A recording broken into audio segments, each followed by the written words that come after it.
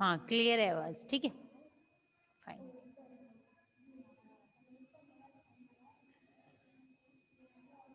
तो आगे क्या है, एमआरएनए की प्रोसेसिंग, ठीक है। एमआरएनए प्रोसेसिंग,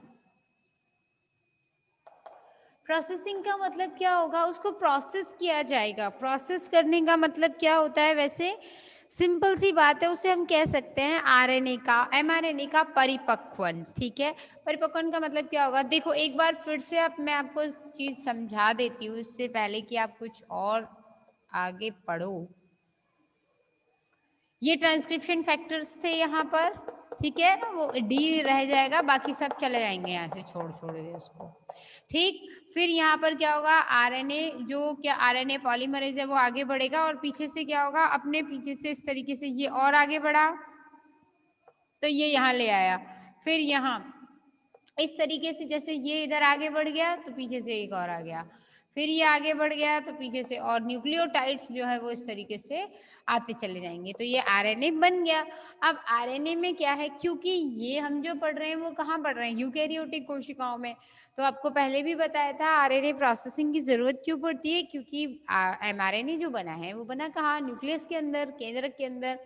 केंद्रक का वातावरण तो नॉर्मल है, लेकिन बाहर क्या है, केंद्रक द्रव्य के बाहर, केंद्रक से जब बाहर निकल के जाएगा कोशिका द्रव्य में, तो वहां पर हाइड्रोलाइटिक एंजाइम्स वगैरह है, लाइसोसोम वगैरह है, तो उससे कहीं एमआरएनए डैमेज ना हो जाए, एमआरएनए को कहीं वो दूसरा समझ के खा ना जाए, है ना, कमजोर समझ के, तो उसको रोकने के लिए क्या किया जाएगा, उसको एक टोपी बनाई जाएगी और एक टेल लगाई जाएगी, ठीक है।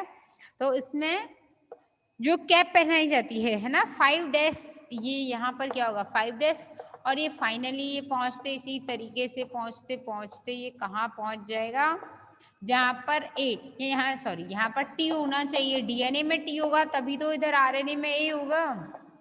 जब कंटिन्यू ए ही ए लेकर के आने हैं तब एम आरएनए पॉलीमरेज को समझ आ जाता है कि अब रुक जाना है, क्योंकि बार बार ए ही ए मंगाया जा रहा है, न्यूक्लियोटाइड एडिनोसिन, है ना, ए वाला एडिनाइन के हिसाब से, तो इसका मतलब क्या हो जाएगा, ये रुक जाएगा। तो इस तरीके से पॉली ए टेल, और 5 डैश सिरे पर बना हेड,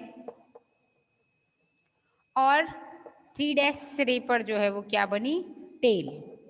और जो टेल बनती है वो कैसी होती है, पॉली ए टेल, यानी इसमें लगातार यहाँ पर ए ही होंगे।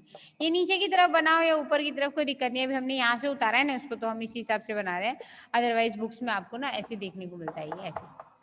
तो यहाँ पर ए है, इसका मतलब ये इधर से बन गया होगा, उसमें कोई दिक्कत नहीं है, ठीक। अब यहाँ बात करें हेड की, ये तो ये जो हेड है इसमें क्या होगा, स्टार्टिंग में 7G ग्वानोसिन, क्योंकि हेड को बनाने के लिए, टोपी बनने के लिए क्या चाहिए, एनर्जी चाहिए। एनर्जी कहाँ से आती है, जब फास्फोराइलेशन होता है, ठीक है। तो इसमें कैपिंग के लिए 5 डैश सिरे पर कैपिंग जब होगी तो कैपिंग के तहत क्या होता है, 7 मिथाइल ग्वानाइन को जोड़ दिया जाता है, ठीक है, 7 मिथाइल ग्वानाइन।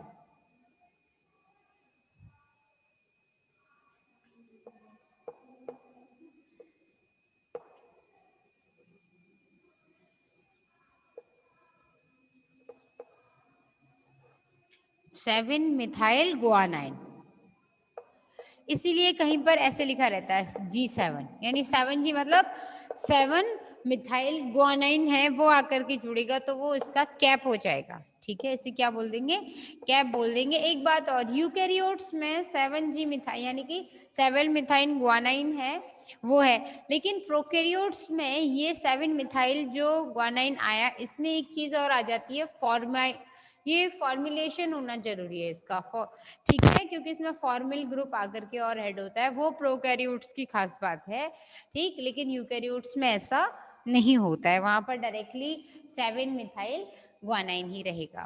क्लियर होगी बात। देन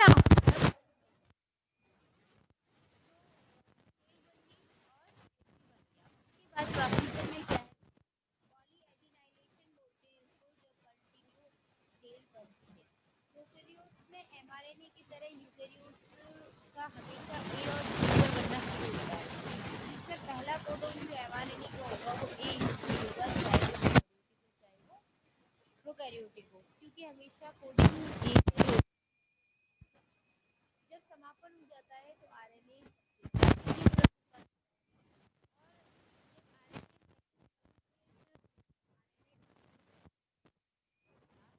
कर रहा है, कह रहे हैं मैम वॉइस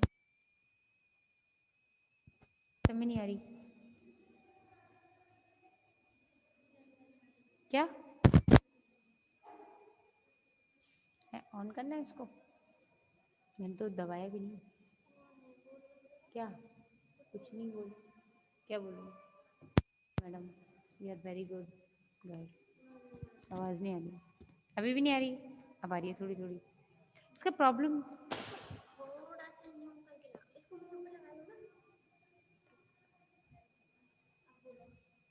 ट्रांसक्रिप्शन फैक्टर, ठीक है, अब तो आगे समझ में, अब आ रही है आवाज़, हाँ अब आ रही है आवाज़, है ना, ठीक है। तो हेड हेड में क्या होगा, 7 मिथाइल ग्वानाइन आएगा और लास्ट में पॉली ए टेल होगी, ठीक है, हाँ आ रही है अभी, ठीक है संतोषी। कोई डाउट हो तो कभी कभी डाउट भी पूछ लिया करो, जो सवाल मैं पूछती हूँ उनके जवाब भी दे दिया कीजिए आप लोग, ठीक है। हाँ क्वेरी तो आपकी है कुछ, अगर सिस्टोन वगैरह कुछ पूछ रही हूँ तो थोड़ा बहुत जवाब तो आपकी तरफ से भी आना चाहिए ना, लगना चाहिए कि हाँ पढ़ रहे हैं बच्चे, क्यों। तो सबसे पहले क्या पढ़ेंगे, प्रोसेसिंग का प्रारंभन अगर हम पढ़ें,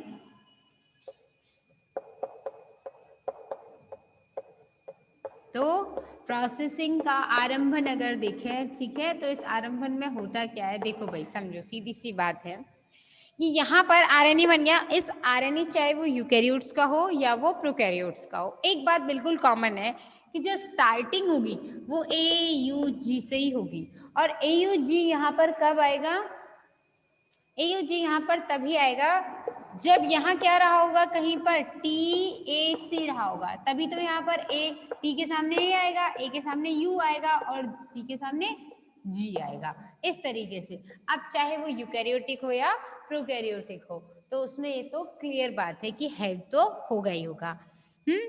और हमेशा कोडिंग क्षेत्र कैसे होते हैं, लंबे होते हैं, समापन हो जाने तक, जब तक पॉली ए कंडीशन नहीं आ जाती, यानी कि यहाँ पर लास्ट में पॉली टी कंडीशन नहीं होती, तब तक वहां पर पॉली ए नहीं आएगा, जब तक पॉली ए नहीं आता तब तक ये प्रोसीजर चलता ही रहता है, कितना ही लंबा एमआरएनए बनाना हो भले ही।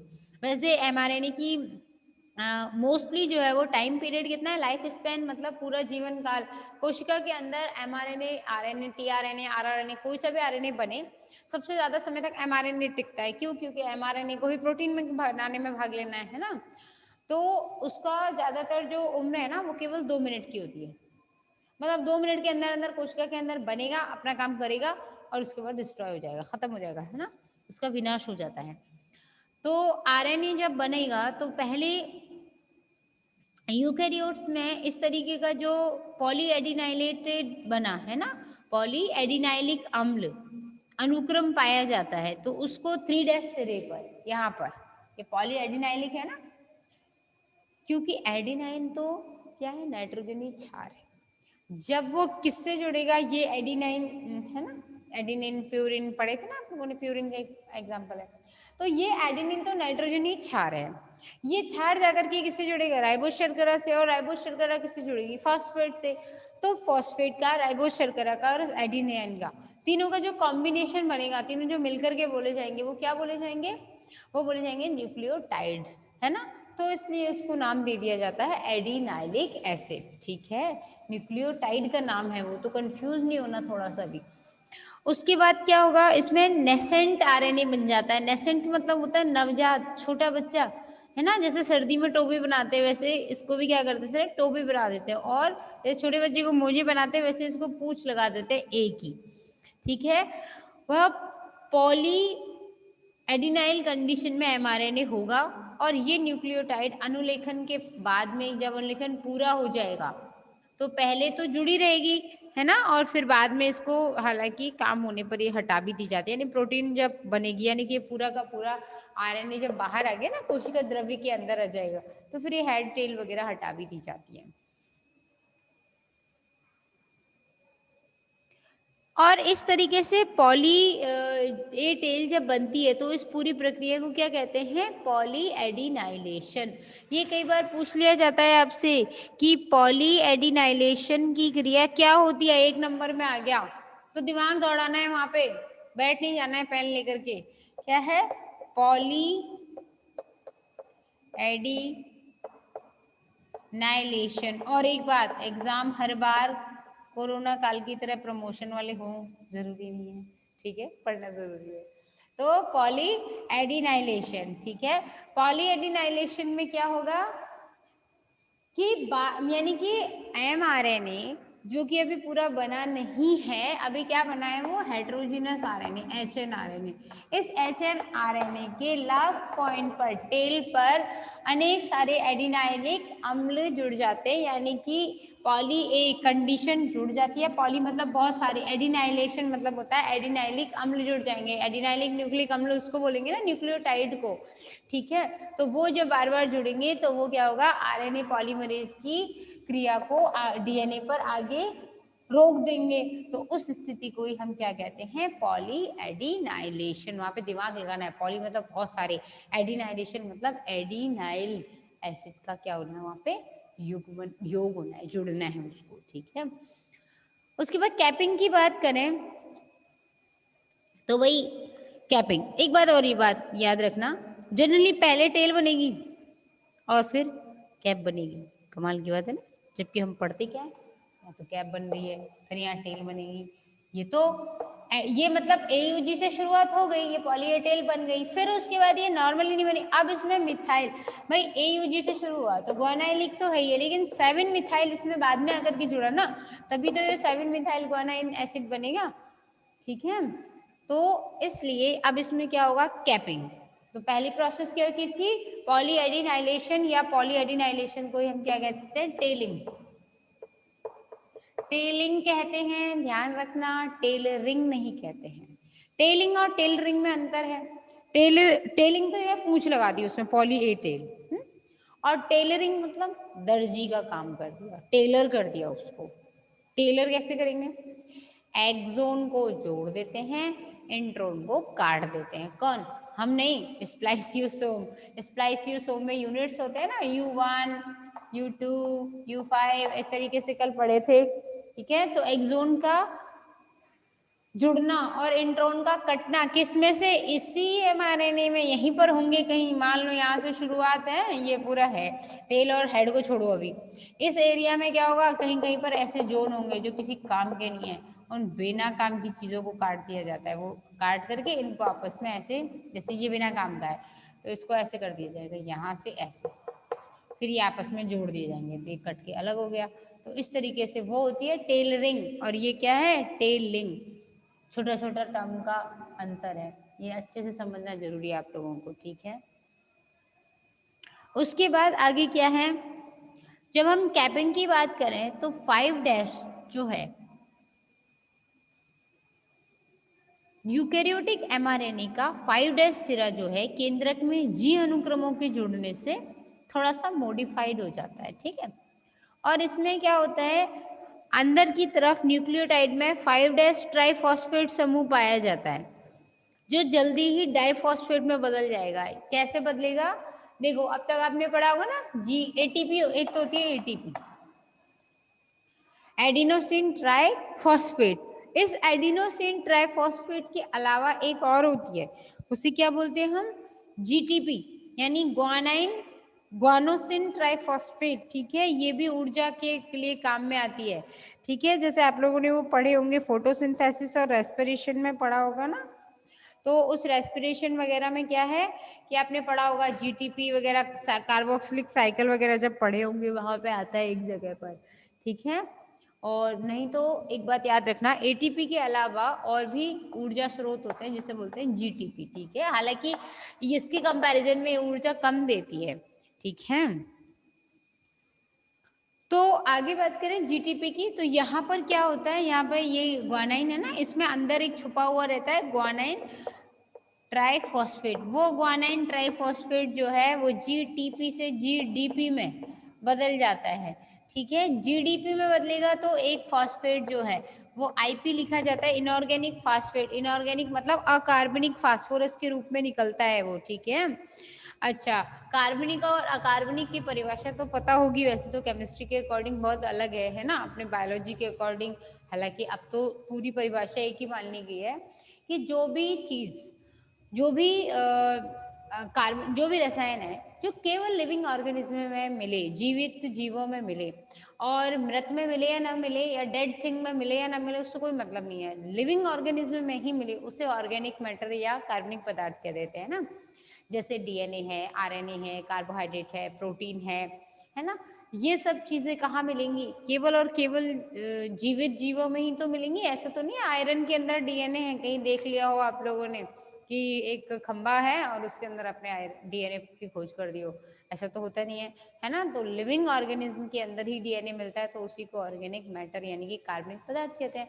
लेकिन यहाँ पर ये फास्फोरस निकला ना, तो ये अब इनऑर्गेनिक इसलिए बोला जाता है क्योंकि ये इनऑर्गेनिक कंडीशन में क्या है, अब ये प्योर फास्फोरस हो गया। अब फास्फोरस तो कहीं भी मिल जाएगा ना आपको, मिट्टी वगैरह में, खाद वगैरह में, पौधों के आसपास ना। तो इस तरीके से क्या हुआ, ये जीटीपी से जी डीपी बन गया जी। और जब जी डीपी बनेगा तो उस टाइम पर क्या होगा, ये जीटीपी जो है वो क्या करेगा, 5' के ट्राइफॉस्फेट एरिया से जुड़ेगा और उसके बाद वहां पर एंजाइम को उत्प्रेरित करेगा। अंतस्थ न्यूक्लियोटाइड में 5' ट्राइफॉस्फेट होता है जो शीघ्र ही जल अपघटित हो जाता है और 5' ट्राइफॉस्फेट जुड़ जाता है और इसके द्वारा क्या होगा, जीटीपी। इस क्रिया को क्या कहते हैं हम, कैपिंग। ये कई बार पूछ लिया जाता है, ठीक है।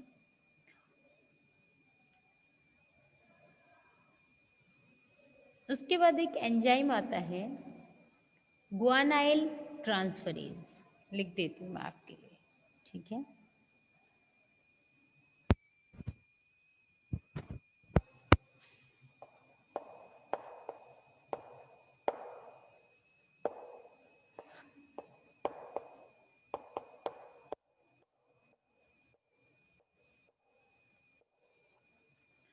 गुआनाइल ट्रांसफरेज, ठीक है।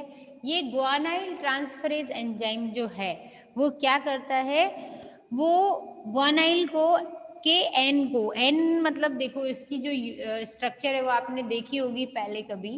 देखो नाइट्रोजनी क्षार की ये संरचना होती है, एक रिंग वाले तो ऐसे होते हैं और 2 रिंग वाले ऐसे होते हैं, देखें। तो यहाँ पर एन होता है कि नहीं होता है, होता तो है, पता होगा। इस तरीके से डबल बॉन्ड, ट्रिपल बॉन्ड, इस तरीके से इनकी फिर स्ट्रक्चर पूरी होती है। यहाँ देखते हैं कि यहाँ पर मिथ्योनिन है या नहीं है, मैथिल है या नहीं है। मैथिल है तो वो थायमिन है और नहीं है तो वो फिर वो यूरेसिल, इस तरीके से संरचनाएं होती है इनकी, है ना। यहाँ पर डबल बॉन्ड ओ, तो इस तरीके की संरचना जो बनी, तो गुआनाइन में ये एन है ना, ये एन, इनमें से एक एन जो है वो क्या है, वो एन 7 नंबर पर, मतलब 1 2 3 4 करोगे तो 7 नंबर का जो एन है वो एक एंजाइम एडिनोसाइल मिथियोनिन, ठीक है, एडिनोसाइल मिथियोलिन द्वारा जुड़ जाता है। और एडिनोसाइल मिथियोलिन से जब जुड़ेगा तो उसमें क्या होगा, मिथाइलेशन हो जाएगा और इस तरीके से एक कैप बन जाती है, ठीक है। यानी कि सबसे पहले कौन आया, जीटीपी से जीडीपी बन गया और उसके बाद क्या हो गया, 5' सिरे पर फिर एक जीटीपी जुड़ गया। जुड़ने के बाद उस क्रिया को क्या बोलेंगे, कैपिंग। कैपिंग के बाद एक एंजाइम गुआनाइल ट्रांसफरेज उत्तेजित हो गया और उसके बाद जी गुआनाइल का जो 7 नंबर का नाइट्रोजन था उससे एडिनोसाइल मिथ्योनिन जुड़ गया। जब एडिनोसाइल मिथ्योनिन जुड़ गया तो वो क्या हो गया, एक तरीके से प्रोसेस हो गई मिथाइलेशन की, है ना। और पास में स्थित राइबोस भागों का भी क्या हो गया, मिथिलेशन हो गया। और इस तरीके से कई बार कैप 1 एंड कैप 2 भी बन जाती है। केवल एमआरएनए और कुछ छोटे केंद्रक होते हैं वहीं पर आरएनए की कैपिंग होती है। और ये एक बहुत ही जरूरी क्रिया है क्योंकि फिर एमआरएनए की जो कुछ एंजाइम्स हैं, न्यूक्लियेजेज, फॉस्फेटेज, इन सब से सुरक्षा करती है कैप, ठीक है। यानी कि यहाँ पर क्या होगा, नाइट्रोजनी क्षार है ना ये, इसको डिटेल में करवाती हूँ।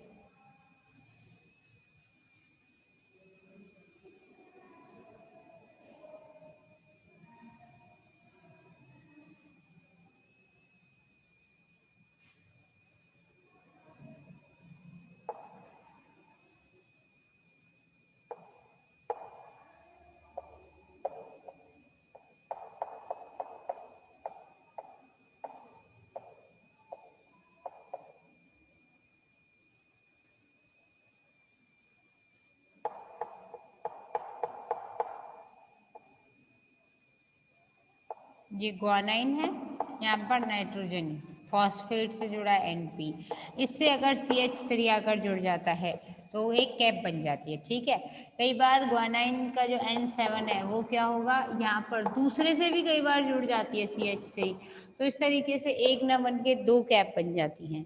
ठीक है, और ग्वानाइन पायरोफॉस्फेट क्यों, क्योंकि पहले क्या थी यहाँ पर, पहले इसकी कंडीशन ये थी,